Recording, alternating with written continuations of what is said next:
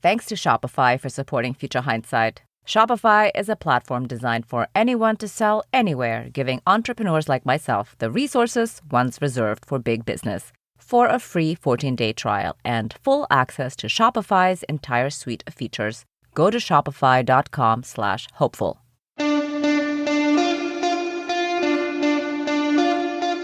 Welcome to Future Hindsight, a podcast that takes big ideas about civic life and democracy and turns them into action items for you and me. I'm Mila Atmos.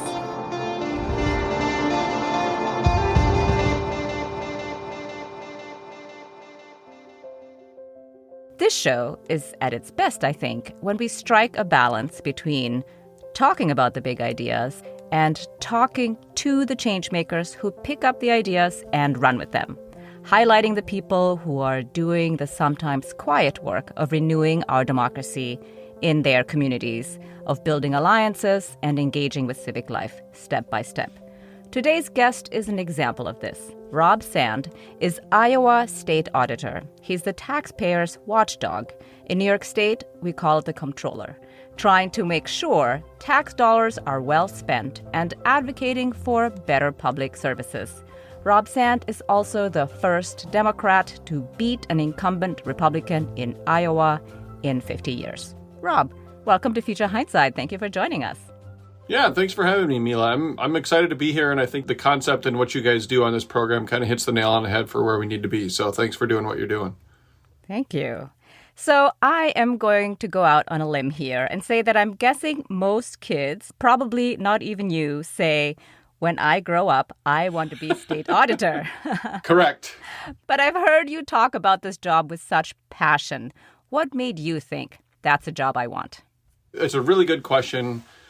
There can always be the short answer or the long answer. I'll try to go medium length. I grew up in a family that was not so much politically active, but very civically active. My parents volunteered for different organizations. They certainly voted, but they were much more involved on the civic side than the political side. And I think of both of those things as being public service. But I really found kind of a passion for public service as almost like a vocational sense when I was a junior and senior in high school.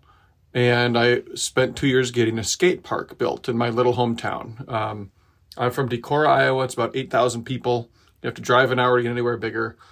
And after 2 years of advocacy, they poured concrete, and it took a long time, but it really was an awakening to me that you can work together, right? Citizens and our government can work together to actually solve problems. I didn't necessarily go from there to wanting to be in elected office. The guy that I was working with was like, if you know Parks and Rec, he was the Leslie Knope, maybe, of Decorah, Iowa, the Parks and Rec director. Excellent. He wasn't an elected position, just appointed. But it kind of woke me up to the idea, that we can solve problems together. My interest specifically in the state auditor's office developed only when I was one of the assistant attorneys general in Iowa, working mostly on prosecuting financial crime and public corruption. And so this was work where I would work with the state auditor's office. In Iowa, they conduct most of Iowa's public corruption investigations. Their investigations would come to my desk, and then I would be tasked with deciding whether or not we were going to be prosecuting someone. I liked the people I worked with. I liked the work that we did. And frankly, I saw the state auditor's office as something that was very much consistent with both my work at the Attorney General's office and also just a general viewpoint that I have that we need a lot more accountability for people in positions of trust and power in our society. That we oftentimes find it very easy to pick on the lowly, those who are relatively defenseless. Oftentimes we leave alone those who are powerful and have powerful allies and can afford powerful protection. And it's unjust. And I think it's contrary to our system of government. Everything that we do at the end of the day is based on this crazy idea that we don't need a king or a queen to tell us what to do. And if we want to be serious about self-governance, we really have to take the idea of good governance seriously, because otherwise we lose trust in the idea that we can take care of ourselves. Right. So since you just mentioned that you were an assistant attorney general, how has your experience as a prosecutor informed your work as auditor? Very closely. I mean, one of the reasons that I ran in 2018 was I felt that the office needed a little bit more of a law enforcement experience, a law enforcement perspective. Because we do in the state auditor's office also financial statement audits We're doing standard financial audits. And so we have lots of accountants, lots of CPAs. But I felt that we needed for the corruption investigations a little bit more of a balance with some law enforcement perspective to make sure that everything we were doing was going to work in court. And that has turned out well. We've created a new position in the office for people who've law enforcement experience. But the other piece of that, I think, is keeping in mind checks and balances. I think it's helped the office because it gives us a little bit more independence to do our work, which is really paramount to getting good work done. And what I mean by that is this. If we're looking at a question of legal compliance, normally the state auditor's lawyer is the attorney general. Well, the attorney general is also the lawyer for whatever state agency we're auditing. And they certainly can do that independently. They can, put a wall up between two parts of the office to have us be advised independently. But it's also good, I think, it adds to our independence to have someone who has a legal background and some background in litigation to be able to say, I think to represent the interests of this office better, this office and thus taxpayers, we disagree with that interpretation of that statute and think we need to go a different direction. Right, right. Well, it's really interesting what you're saying about law enforcement and auditing. We recently aired an interview with Professor Jennifer Taub about white-collar crime. And I think it's such an overlooked area in terms of real impact on people's lives, because when we think about corruption or quote-unquote white-collar crime, fraud, that these are victimless crimes, but they're really not, and like it really affects everyday people, whether that's bottom line wise with our taxes, or even, when we think about the Sackler, Purdue, Pharma debacle, those are real lives. But so when you were assistant AG, you were involved in a very high profile case about a lottery scam. And you actually wrote a book about it, The Winning Ticket. Can you tell us about what happened? Sure. It's a crazy story. We would not have gotten a book published if there wasn't enough of it to fill a book, but there is.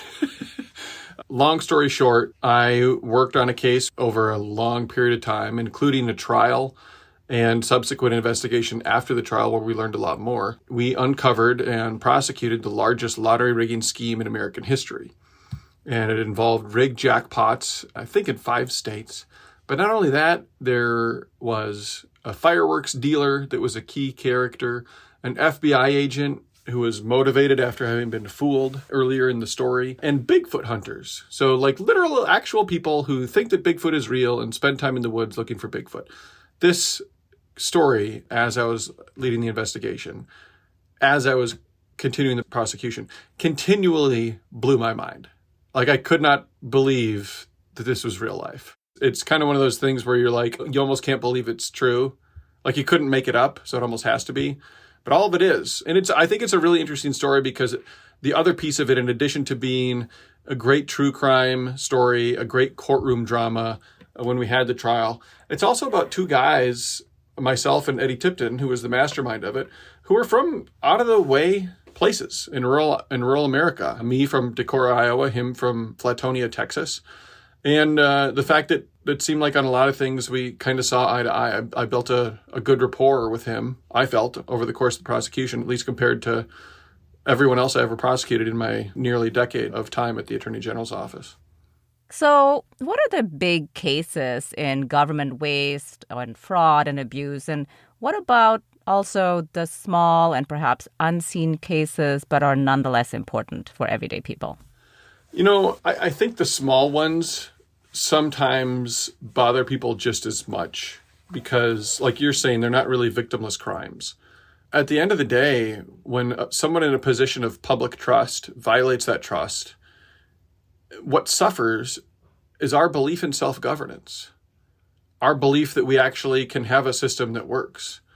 And I don't know that we do enough to lift up good public servants who are all over the place, by the way. And I also don't know that we do enough to hold people accountable who are bad ones. One of the things that I push for in Iowa is if someone's a public employee and they violate that position of trust and steal a large amount of money, that they should serve time in prison.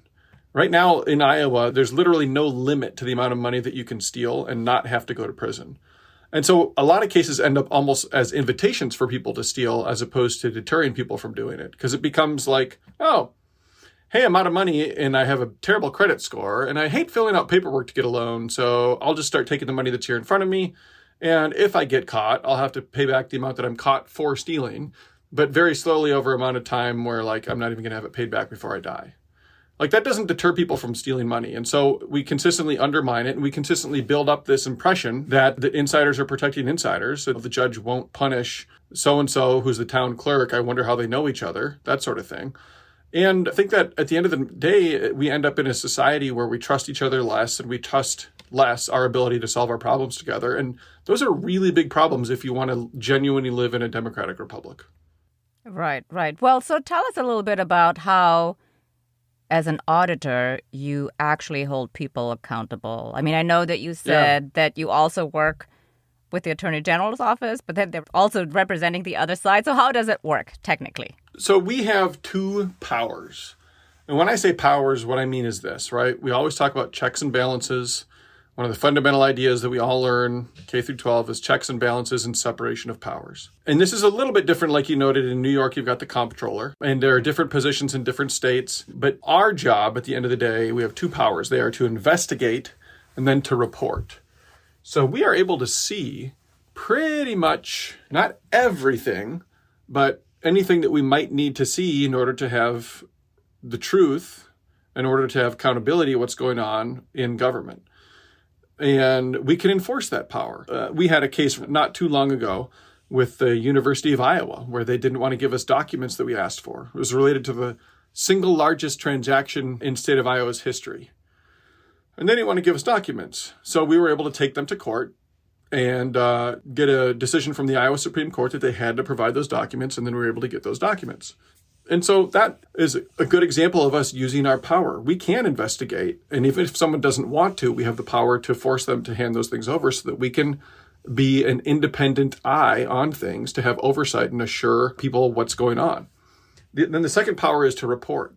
So we can step into confidential information. We can review confidential information, which is great because if we couldn't, everyone would just say, whenever we ask for something they don't want to give us, oh, that's confidential. We'd say, oh, darn. Well, shoot, I guess it's one other thing. We'll just never know what happened, right? We wouldn't be a very powerful auditor. Like, why would we be here if we couldn't do that? And so the second, then, after we do that, we have the ability to report.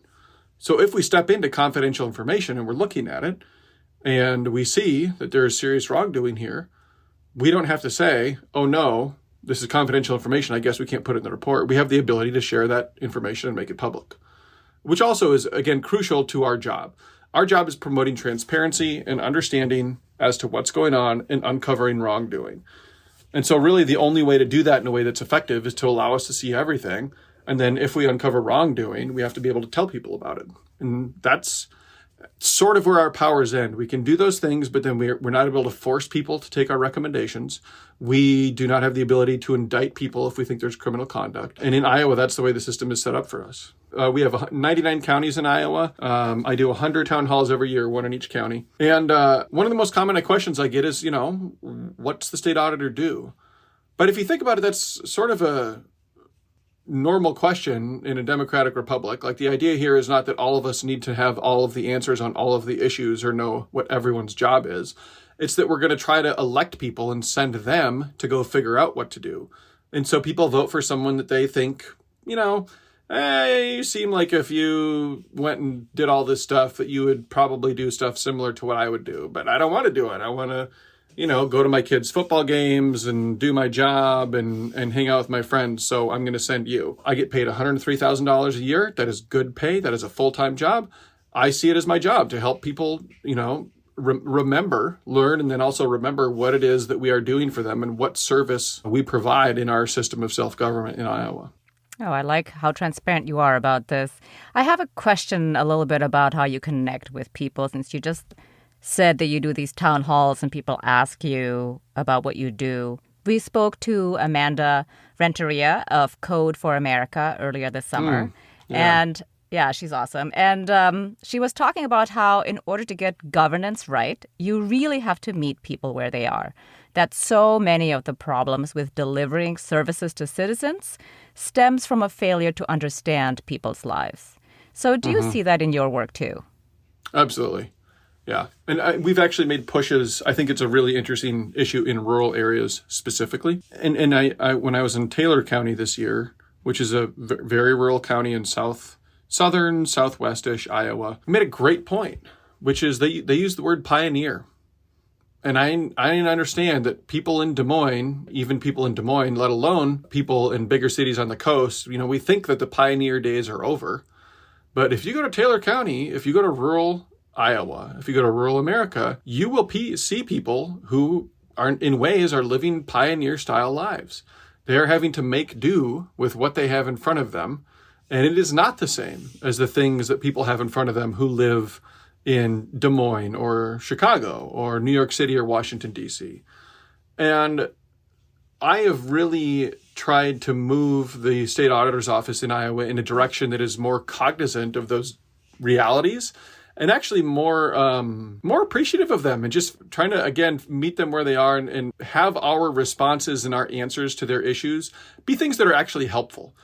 So let me illustrate this for you. The Iowa Constitution says you can't make donations to private entities. So you can't take tax dollars and just donate them to a nonprofit or a for-profit. It's against the Iowa Constitution. Now, you go to rural Iowa, there might only be one food bank in a 6-county area. There might only be one domestic violence shelter in a 4-county area. And you'll see cities and counties, writing a check, making a donation to that food bank or to that domestic violence shelter. Why do they do it? Well, because they recognize that it's a good thing to have. They do it because not one of the counties wants to bring it in and make it a part of their county government, where then they're fully responsible for the cost, 100% of it, and the other counties end up possibly free riding on that. And so they sort of just work together and they say, well, look, it's the food bank, let's all donate. We want to have a place where people can go when they're really struggling. So our office historically would look at those checks to that nonprofit, whether it's a food bank or whatever else. Could be a volunteer fire department is another very common one, where you don't have the money to have full-time firefighters. So you get people who are volunteers, you get them some training. And other than that, they're out there as a volunteer firefighter running into buildings to protect and help save people in their community. And so you'll see checks go out to these nonprofits. Well, our office historically would just say, don't do that. That's against the Constitution. Don't do that. And as you can imagine, kind of everybody would just say, great, thanks for the tip. Super helpful. We're going to keep doing what we're doing because, we live where we need that. Sorry, we're not as big as Des Moines. We can't have a professional firefighters on staff. And so our response to it was just sort of completely unrecognizing the reality of living in rural America. And so what we started doing fairly recently since I got elected is actually advising people instead to enter a contract. I realize this seems like a simple change and really not a big deal. But it is important in a couple of ways, because it's primarily is the recognition of meeting them where they are, meeting them in their reality. Their reality is they need this nonprofit to exist. So what are we going to do? Well, let's find a way for them to do what they're doing in a way that's legally appropriate and actually adds accountability for taxpayers. So if you enter a contract with the food bank, we're giving you this amount of money, and in exchange, you're making this amount of food available, then you're not running afoul of the Iowa Constitution. In addition to that, you then have some accountability expectations for those taxpayer dollars that you can say, okay, we agreed in the contract that you're going to give us your financial information every year, so please send over your bank accounts. And then you don't end up with kind of turf battles that I've seen both in this job as an assistant attorney general, where you kind of have people squabbling about whether or not they're doing it right. So if you just set out the expectations ahead of time in a contract, you really can protect taxpayers, help them understand what's going on with their money, and at the same time, not have us just sort of telling you you're violating the Constitution on a regular basis. So you have to recognize the reality that people are living in and try to find a way to make your work actually impactful for them, as opposed to just sort of saying well, that's not the way to do that. It's oh, okay, well, maybe you should try living here and, then tell me it's not the way to do that. Yeah.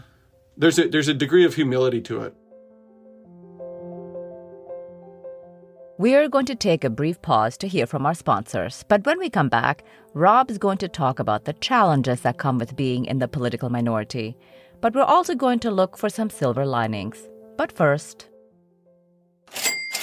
Oh, that sound makes me smile. That's the sound of another sale on Shopify.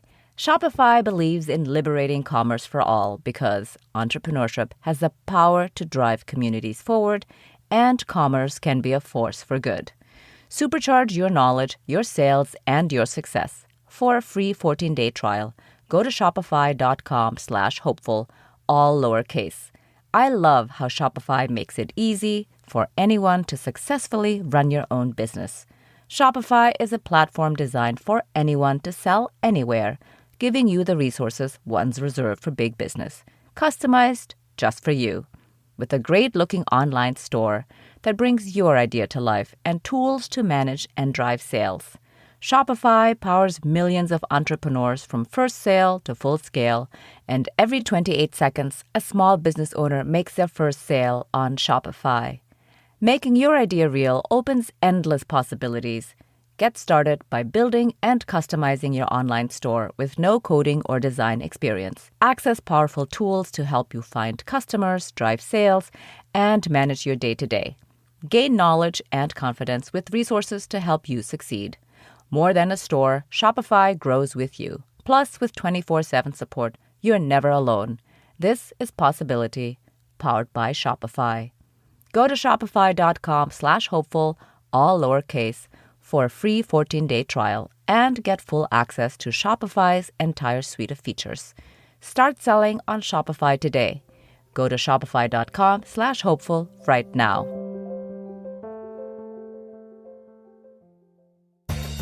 Woke AF Daily is your much-needed wake-up call in a weary world. Get woke with my bevy of special guests from the worlds of news and politics, arts, entertainment, and spirituality. Where else can you start the conversation on the latest headlines and end on the importance of rest and mindfulness? Where else can you hear a sitting member of Congress one day and a practicing yogi the next? Where else can you take in the world filtered through the powerful voice of a Black queer woman? Where else but Woke AF Daily with me, Danielle Moody.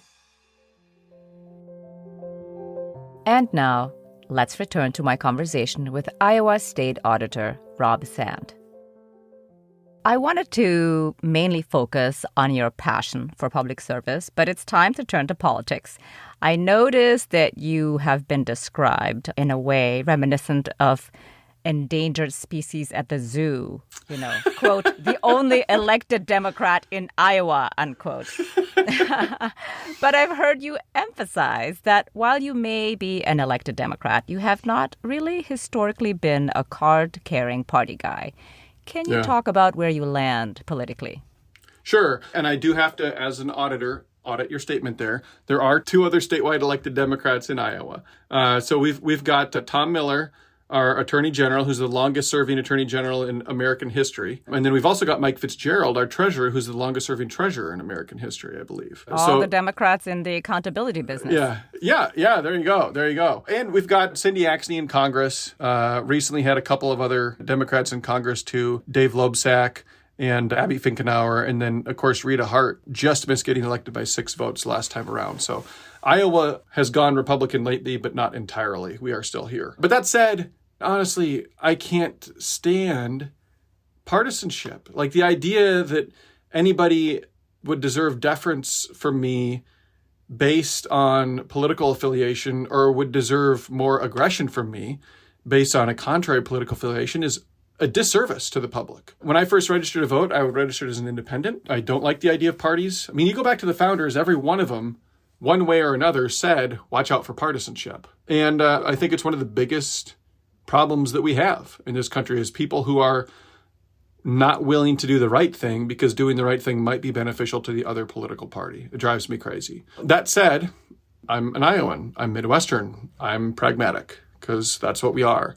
So, when I was quite a bit younger, I think I was probably in college, in order to be able to vote in a primary, registered as a Democrat. Iowa has closed primaries. And this is like most states, and this is so wrong.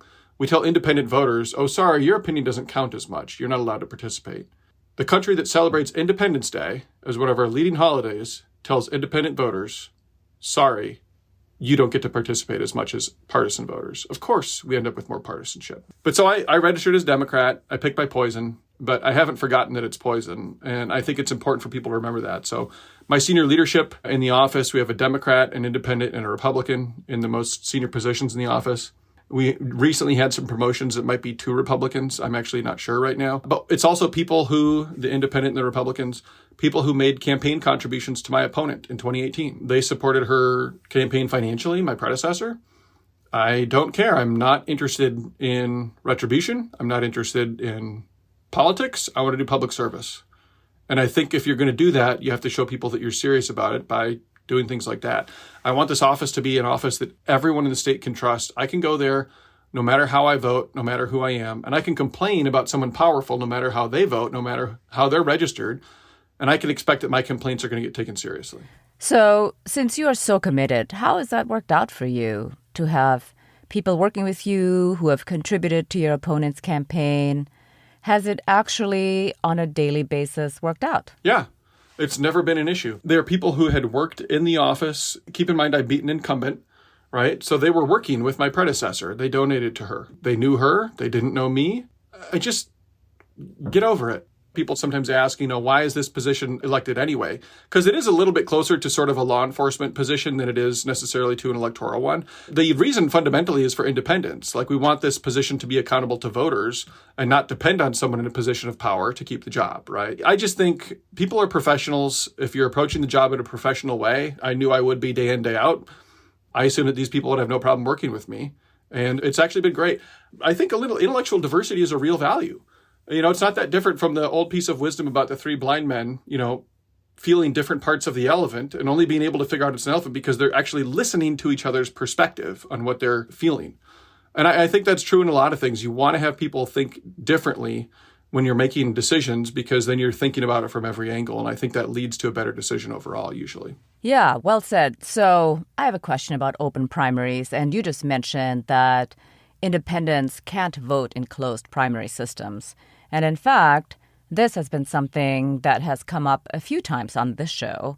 So would you like to see open primaries in Iowa? Oh, yes. Yesterday, please, anytime. Yes. I really like Alaska's new system. And if anybody who's listening, by the way, wants to educate themselves on why this is a truly crucial issue for being able to solve problems in America, read the book The Politics Industry by Catherine Gell and Michael Porter. Great book. Yeah, what Alaska's doing is they have round one is just a wide open primary. Everyone from every affiliation can vote, and everyone from every affiliation is on the ballot.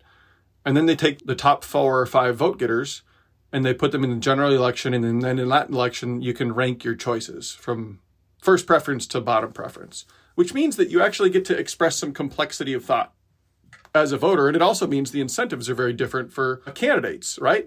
Look, if there's only McDonald's and Burger King in the world, all they have to do is convince you that the other person's food is less healthy or more full of rat poison, and then you will have to choose their restaurant by default. That would be terrible, and yet that's the way we function politically. We should give people more options. We should give candidates more incentives to actually emphasize their similarities too. And so what you see in places that have ranked choice voting or review voting or anything like that is you lie less as a candidate. Your incentives are not to lie because you want the person who you are trying to beat in the election, you want their supporters to like you more so that they rank you more highly. You have an incentive to emphasize areas of agreement because you want the people who are voting for someone else to know that you agree with them on some issues. It can really take a lot of the bile and a lot of the toxicity and a lot of the fear that we all feel like is being pressed upon us by our political leaders every day out of the political system. I'm a big believer in it. And I think that if we could do that, we could start electing people who are actually responding to the real incentive to solve problems as opposed to letting them fester so that they can keep campaigning on them. Yes, 100%. Well, Alaska, who knew? But yes, they have open primaries and ranked choice voting, which is amazing. And we've covered both on the show. And in fact, of course, we're super interested in how to fix our broken politics. And these reforms seem to offer some opportunities. And achieving them through ballot initiatives also is another democracy-boosting way of going about it, like they do in Michigan. So you're talking future hindsight's love language here. You're an elected Democrat in Iowa, so definitely a rare bird. And I'm wondering, what are the positive things you have found or learned from being in the political minority? Boy, that's an interesting question. No one has ever asked me that before. The positive, I mean, I have negative things. Ideas that I propose that I have yet to hear anyone say, oh, that's a terrible idea. And yet they won't enact them because they don't want to make a Democrat look good. And I should emphasize too, I mean, although I'm obviously in an elected position, because I'm not directly involved in the legislative process, there might be folks who have a better perspective on that, who would be there. I think sometimes some of the things they say is certainly the pressure is off when you are not in power. If you're in the political minority, you're not the one who, under our current system, right, has the obligation to get things done. But that too, Mila, is such a dysfunctional conclusion. It's reached because, again, we have this system where you vote for people, you send them to the legislature, but then they're immediately divided into their partisan caucus, which isn't a question of law, right? And then they elect a leader in their partisan caucus. And so then nothing gets a vote unless the leader of the partisan caucus decides they want it to get a vote. So you could have an issue that 90% of the people elected agree on and would like to see happen. But if the leader of the caucus doesn't want to bring it up for a vote, it won't happen. I mean, so to say, oh, I'm in the minority, the pressure's off, is actually only a function of a dysfunctional system as opposed to an actual feature of it. Mm-hmm. It's a mixed bag. It's difficult to find silver linings in here. Yeah, sorry. You're campaigning for re-election right now. How's that going? I think pretty good. I think we have a really good record, honestly. We created this government efficiency program, and you want to talk about like trying to lift up good public servants. We have this new program we called PI. Anyone who's listening, please get your state to jump on board with this.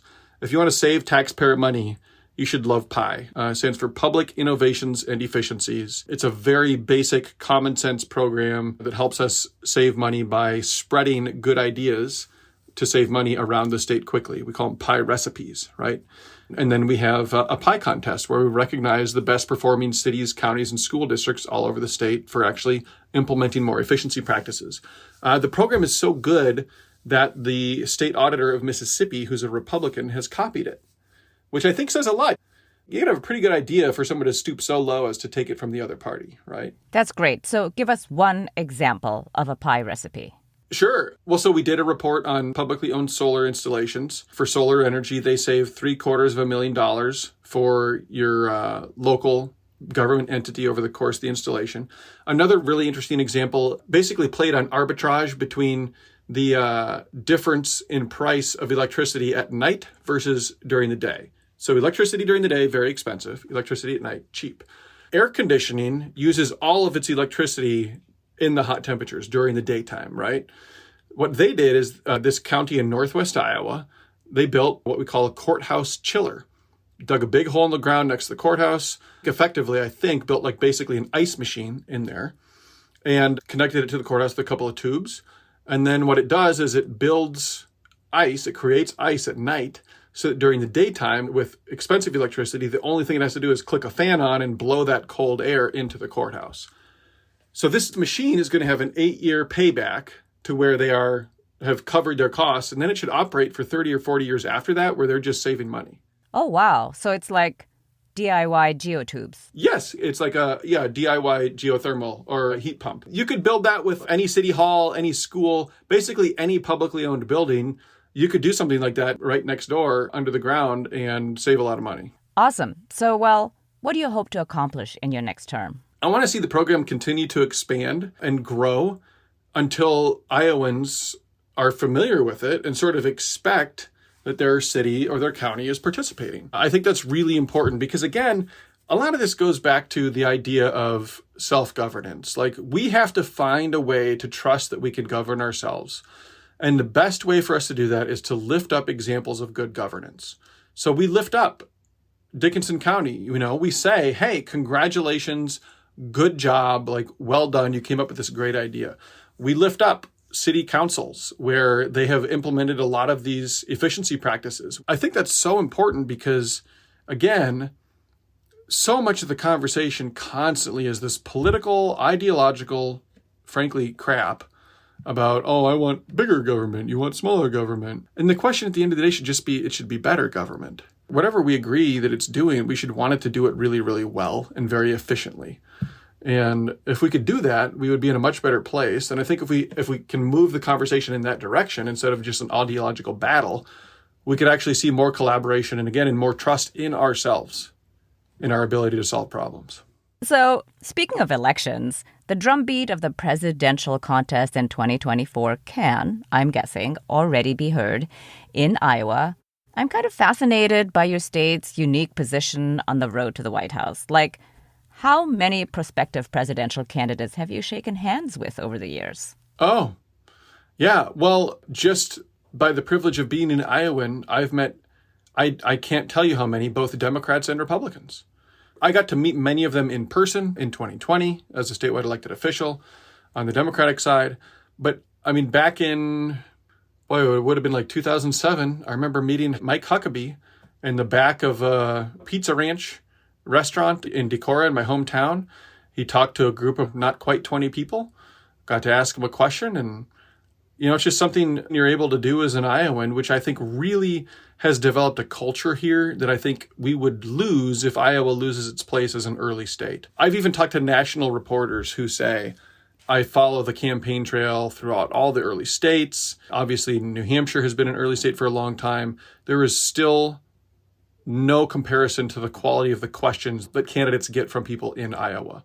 And the other thing is that I want to emphasize is because we are relatively rural, it's a relatively cheap state to advertise in. And that's also because, by the way, we don't have massive media markets right next to us. New Hampshire's not cheap because it's Boston. You're paying for a lot of eyeballs in Boston. But Iowa allows candidates who may not be the best funded to sort of make a name for themselves and emerge and sort of really get a shot, right? I mean, Barack Obama was taking on the Clinton machine in 2008. Jimmy Carter came out of nowhere to win the Iowa caucuses in the 70s. There are lots of examples through the years of people who were relatively well known, but Iowans got to know him and said, hey, so-and-so over here is a serious candidate and I kind of like him.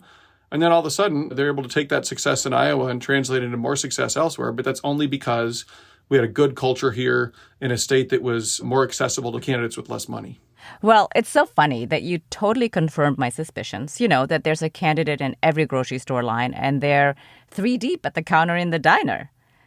Seriously, though, you kind of preemptively defended your state, but let's go there. Why Iowa? Iowa's first in the nation status feels like another way this country's structural privileging of minority rule shows up and lends disproportionate power and influence to folks who no longer represent most or even many Americans. When we think about rural Americans, they're not the majority of Americans today. But, tell me what I'm missing. Look, there is no state that represents every other state, right? So if we're going to have state-by-state contests, then somebody's got to go first. And I have often felt, some of the people who really worked the hardest, who have done the most to establish the Iowa caucuses as what they are, were like Mary Campos, a Latina woman who is a lifelong Iowan, Wayne Ford, a Black Iowan, a man who worked really hard at this. And to look at Iowa and say because you don't have enough non-white residents, the non-white residents that you do have don't matter, is kind of offensive. Fair enough. Okay, we aren't as diverse, but that doesn't mean that people here who aren't white somehow aren't contributing. They are. And there are leaders here too. And I think that they also have perspectives that can be offered to the rest of the country, if the rest of the country wants to listen, on what it is to be an Iowan in a way that the stereotypical, coverage of a white couple in a diner is, oftentimes true, but not the whole truth either. Yeah, that's fair. I mean, I think a lot of times, I've said this a lot of times because my husband is white and so my children are biracial, but it's the kind of thing where I say all the time that a proper multiracial coalition includes white people. And I think when people say multiracial, often people think it's everybody but whites. And I think that just can't be true. It isn't. It isn't true. Correct. I think that's exactly right. And I think it's important, too, that it's so tiring, no matter who you are, to be assumed that you are just like other people like you. Mm-hmm. Mm-hmm. Yeah. We shouldn't do that to anybody. Yeah. Well, putting public service over politics is an admirable goal. But when the rubber hits the road, it can be challenging, right? You said that. Politics is the water that government swims in. You kind of alluded to that already, right? When we were struggling about what the upside is of being in the minority. So how do you keep yourself honest from that point of view? I think that's one of the benefits of surrounding myself with people who vote differently, who are registered differently. I don't put myself in a situation where my people who are working in this public office with me are thinking of my politics. They're not thinking of, quote unquote, our party. Like, their concern is a professional concern of doing their job. I remember growing up, again, small town, lots of people growing up in Decorah didn't lock their doors at night. My buddy Handy, his dad, would leave his truck in the driveway with the keys in the ignition unlocked. And the family I grew up in, we locked our doors and, locked the car. And I remember once asking my dad, Dad, why do you always lock everything? And he just said, well, I don't want to tempt people. You don't want to tempt people, right? And for whatever reason, that stuck with me, because the truth is that all of us face different temptations in our life about different issues.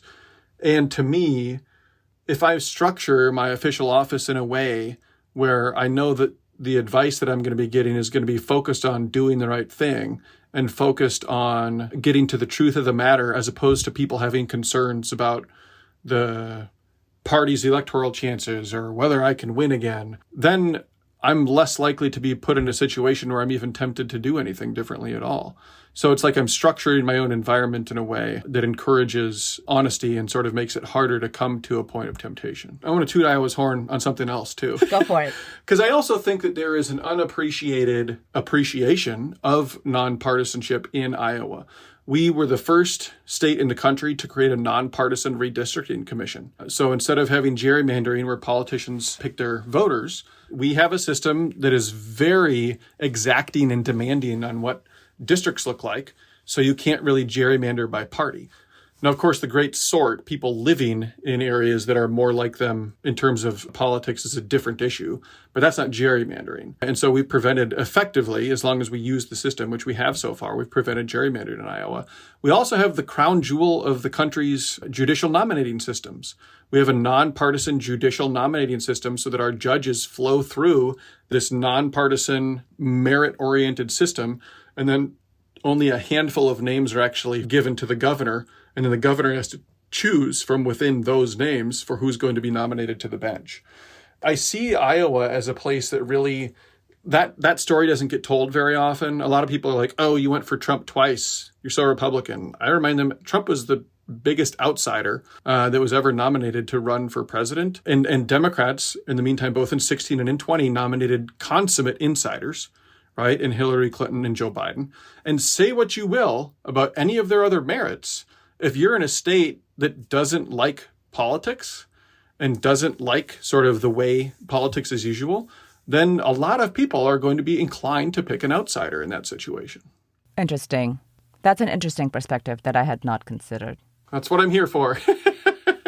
Well, this show is about civic engagement, as you know, and we always ask each guest, what are 2 things an everyday person, an everyday citizen can do to advance your issue, in this case, good governance, or maybe helping the auditor's office? What do you say? I think something that we are not nearly doing enough of is asking questions of other people with a genuine interest in the answer, and then using that information to reflect upon what we do and ask ourselves, am I trying to advance things in the right way? This goes back actually to your question, meeting people where they are, right?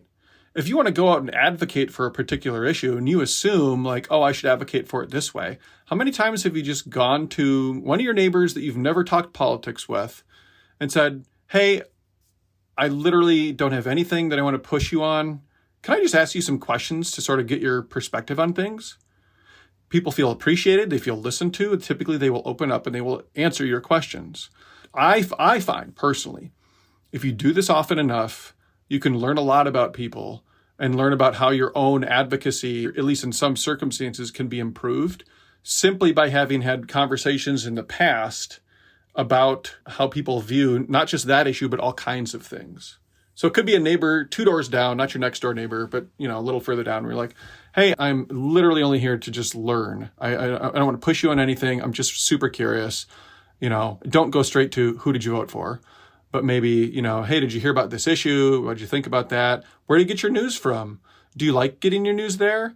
Have you ever wondered, like, should you look somewhere else too?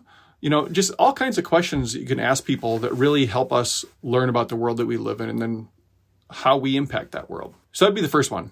Ask questions with no agenda other than learning. That learning will make you more effective in your advocacy later on. Second item, be kind. That's good advice. Please tell me, please, the last time somebody convinced you that you were wrong by screaming at you or calling you names or treating you dismissively. Once you have done that for someone, that is a really hard bridge to repair. And that doesn't mean that we shouldn't be honest with people. You know, I've, in my job, had situations where I've, Taxpayers Watchdog, investigate, report. I've had to criticize people. I've also oftentimes defended the same people, our governor being an example of that. But sometimes it's a candidate, but it's like, well, look, I gave you this idea that would have saved the taxpayers money as a legislator, and you didn't do it. And if you're not going to do things that save us money, I feel like my job is to tell people that. And so you can get upset about it, but I'm not flame throwing. I'm not putting people on blast. You truly do win more friends with honey than vinegar, as they say. And I do think if we're going to get out of where we are right now, we have to do it through kindness. Hey, MLK, right? Hate cannot drive out hate. Only love can do that. I'm a big believer in that. And it feels counterintuitive, but I do think it's true. Yes, here. I agree with you. So, as we are rounding out our conversation here today, looking into the future, what makes you hopeful? I have talked to a lot of young folks who just are so ready to make things work. That is something that has really made me hopeful. I hear from older folks on occasion, well, it's up to you. We screwed it all up. You got to fix this. I typically say, you're not dead yet. Come on. But there is, I think, a lack of cynicism and a real passion to have things work better in younger generations. I turn 40 tomorrow. And so birthday. I don't know where I am. I don't feel 40. I don't know what that means to feel 40 because I've never been there. But, I guess I think of myself as relatively young, and yet I'm talking about people substantially younger than me. I've found a lot of them who seem to be connected to the difficulty of making change in the world and yet not being willing to give up on it. And that's pretty crucial. Yes, I agree. Well, thank you very much for being on Future Hindsight. It was really a pleasure to have you on the show and share your insight and wisdom. Yeah, thanks for having me. This was a lot of fun. Great conversation. Rob Sand is Iowa State Auditor.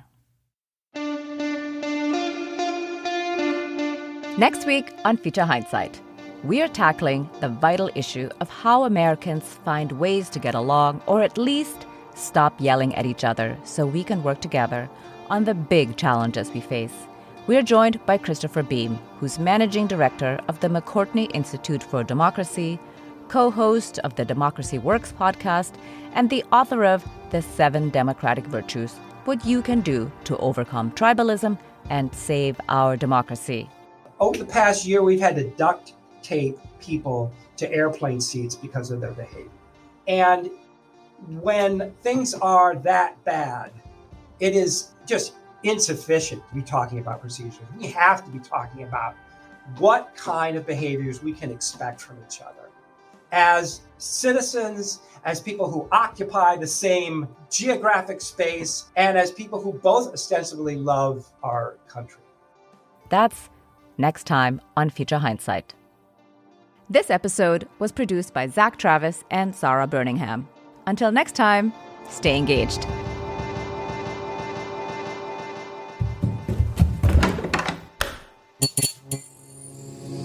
This podcast is part of the Democracy Group.